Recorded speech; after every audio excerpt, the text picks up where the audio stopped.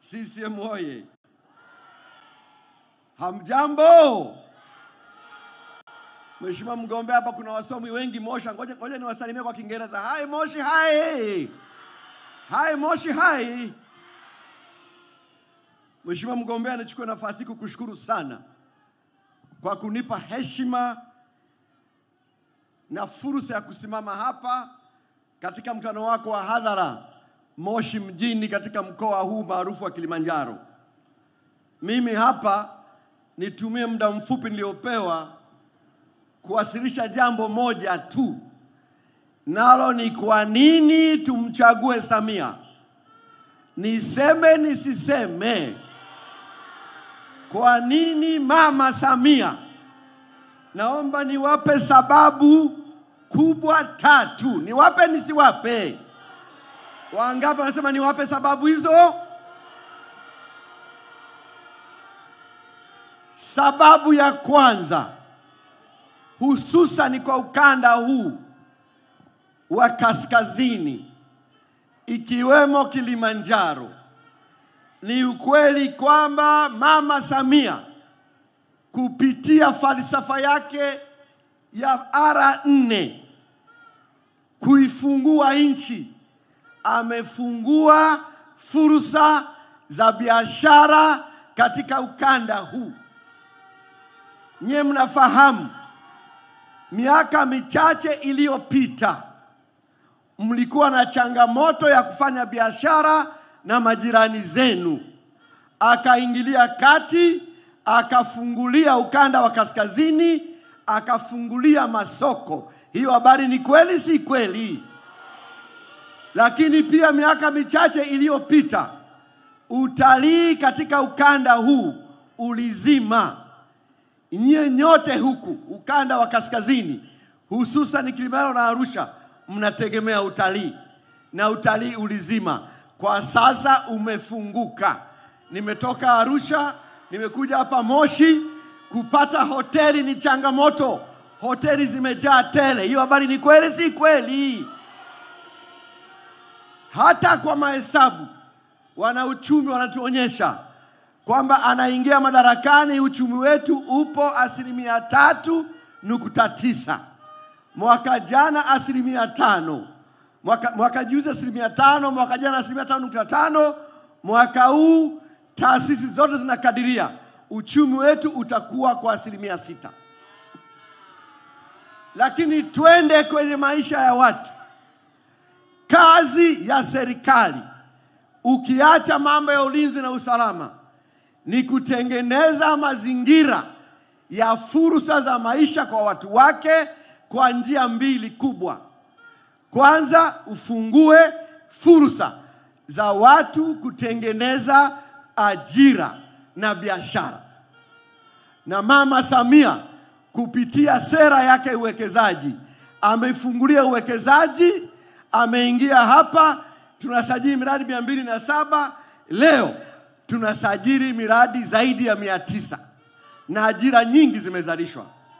Lakini kazi ya pili kwenye hilo, serikali iweke mazingira ya kupunguza gharama za maisha kwa watu wake, ili kipato wanachopata kibaki mfukoni.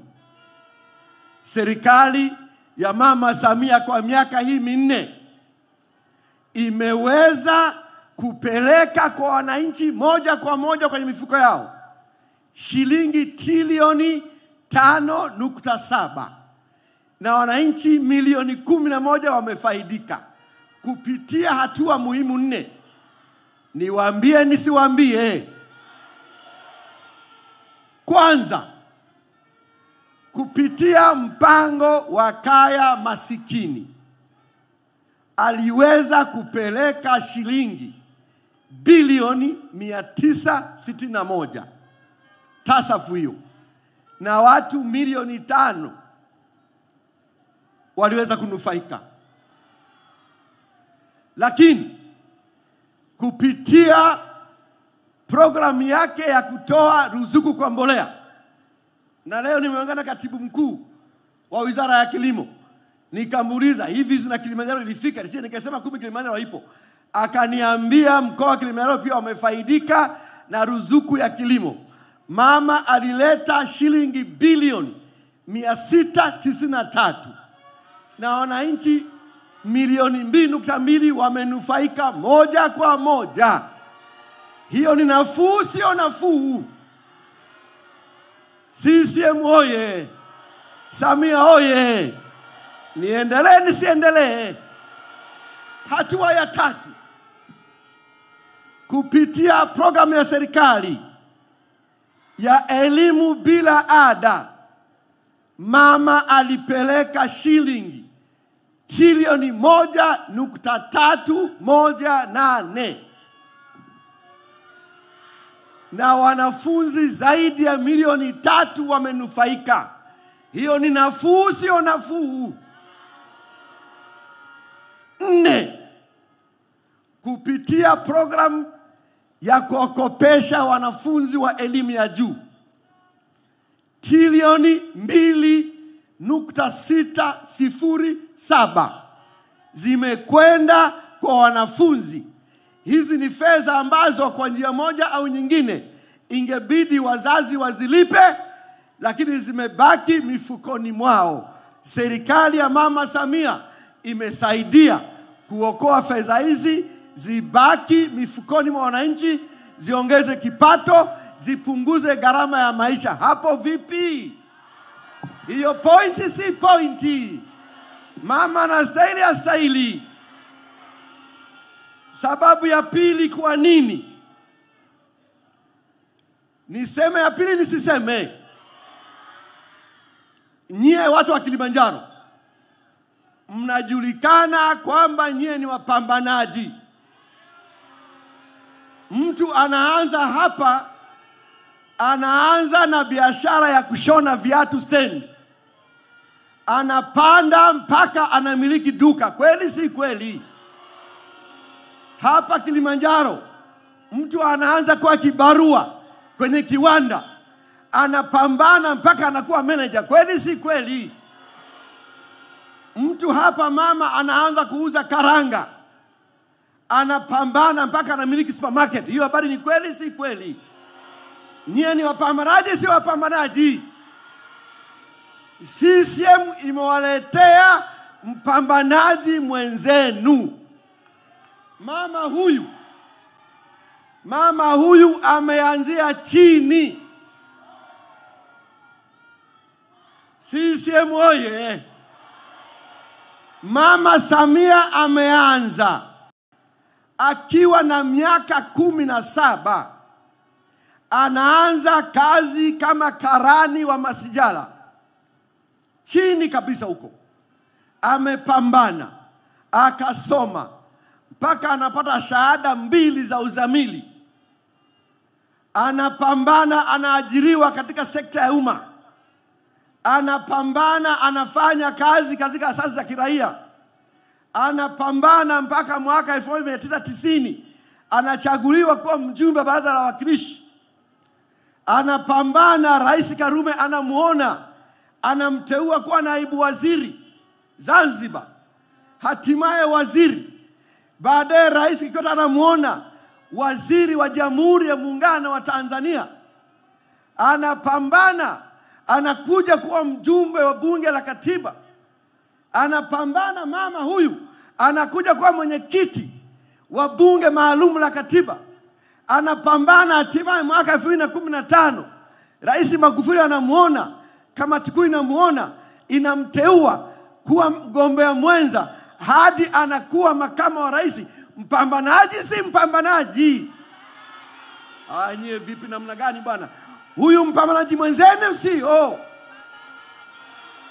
Sasa leo hapa, leo ni rais wa Jamhuri ya Muungano wa Tanzania. Simpigie makofi. Kwa hiyo CCM oye! Kwa CCM wana Kilimanjaro imewaletea mpambanaji mwenzenu, mpokeeni. Mnampokea, mpokei? Wangapi wanampokea Mama Samia hapa?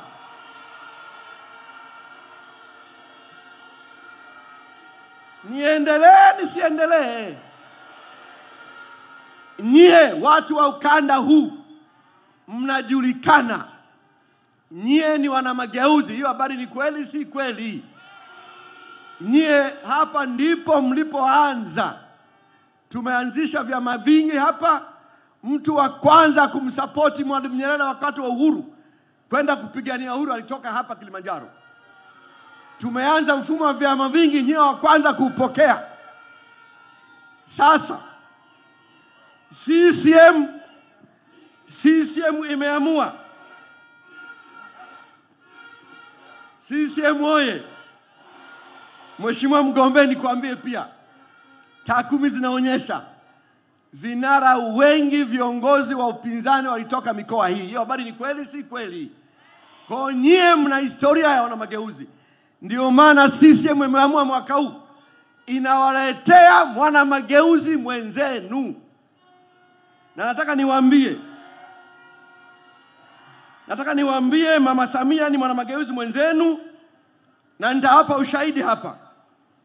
Mimi nilipata bahati kuwa mjumbe wa timu iliyoandaa ilani ya chama chetu. Na katika kuandaa ilani, mnakusanya maoni mbalimbali, mnapendekeza, mnapeleka kwa mwenyekiti, anaridhia. Mama, tunapendekeza hiki, anaridhia. Hatimaye tunakwenda kwenye vikao, inapitishwa. Tunayo ahadi na maelekezo 261 kwenye ilani yetu na vipaumbele 9. Lakini nataka niwaambie, kipo kipaumbele kimoja na maeneo takribani 3 ambayo haya yalikuwa ni maelekezo yake mahususi. Narudia tena, tuna vipaumbele 9 kwenye ilani yetu. Tunazo ahadi na maelekezo jumla 261. Haya tuliyapendekeza, yakaenda kwenye vikao, mwenyekiti akabariki, hatimaye yakaridhiwa. Lakini tunayo mwenyekiti wetu alitoa maelekezo mahususi mwenyewe kwamba lazima yaingie na yazingatiwe 3. Niyaseme nisiyaseme? La kwanza, alielekeza yeye mwenyewe kwamba kuongeza fursa za ajira kwa vijana iwe ni kipaumbele. Na ndio maana ilani imetamka kwamba mkimchagua kesho kutwa tarehe 29, serikali atakayounda inaenda kuzalisha ajira kwa vijana milioni 8. Hapo vipi? Hapo vipi? Hayo ni mageuzi, sio mageuzi? La pili ambayo ilikuwa ni maelekezo yake mahususi tuweke kwenye ilani, ilikuwa ni haja ya kuendeleza mapambano dhidi ya rushwa na kuzingatia, sikiliza hiyo, alituelekeza ilani izingatie kuunda utumishi wa umma utakaozingatia uweledi, haki na usawa katika utumishi wa umma. Na kwa kweli lazima ninukuu hili. Ukienda aya ya 10, ukurasa wa 11 kwenye ilani yetu, tunasema hivi: serikali na vyombo vyake vyote inazingatia uweledi, haki, usawa, na kwamba rushwa na ubaguzi wa aina zote vinapigwa vita kama maadui wakubwa wa maendeleo ya jamii na taifa. Kwa hivyo haya ni maelekezo mahususi, kama alivyosema Nape kwamba CCM inaogopa rushwa. Wewe huijui CCM. CCM mapambano dhidi ya rushwa ni mapambano endelevu, na mwenyekiti mwenyewe alielekeza, na kwa uadilifu wake hakuna shaka kwamba vita hii tutaishinda.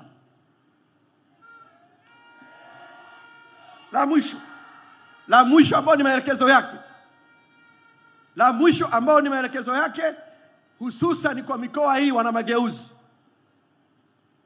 ni swala la ajenda ya katiba mpya. Nyie mnafahamu ajenda ya katiba mpya ilikuwepo katika nchi hii kwa muda mrefu, tangu kuanzisha mfumo wa vyama vingi.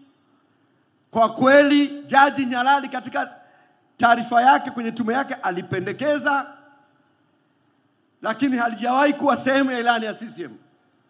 Mwaka 2011 kwa utashi wake, kwa ushawishi wake, rais wetu wa awamu ya 4 Jakaya Mrisho Kikwete akaamua kuanzisha mchakato wa katiba mpya.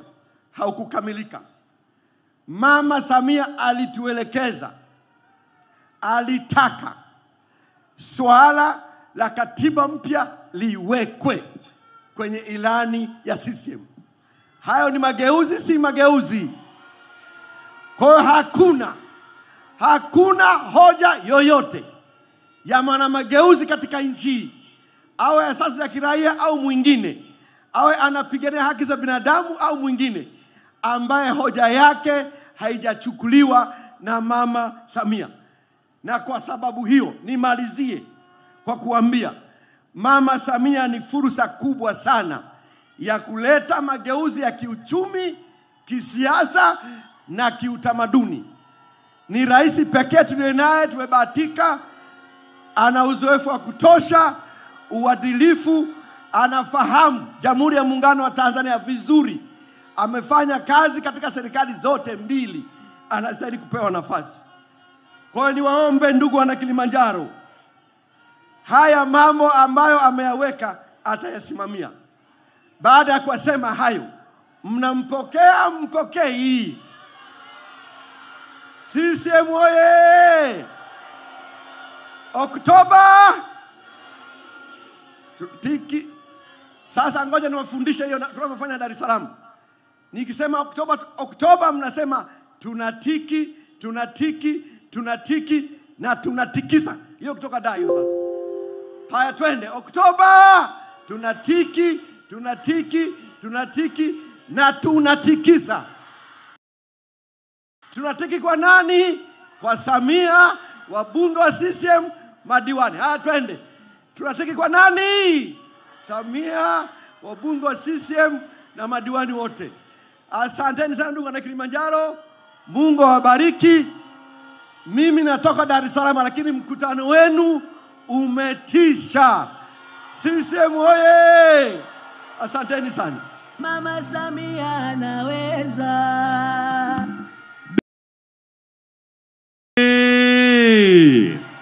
Wana Kilimanjaro, niseme nisiseme? Kuna watu wanaweza kushindana na Chama cha Mapinduzi? Hebu weka bendera, vilemba na kofia na mikono zungusha juu namna hii. CCM oye! Sholo Mwamba, karibu kwa burudani fupi. Sholo, karibu.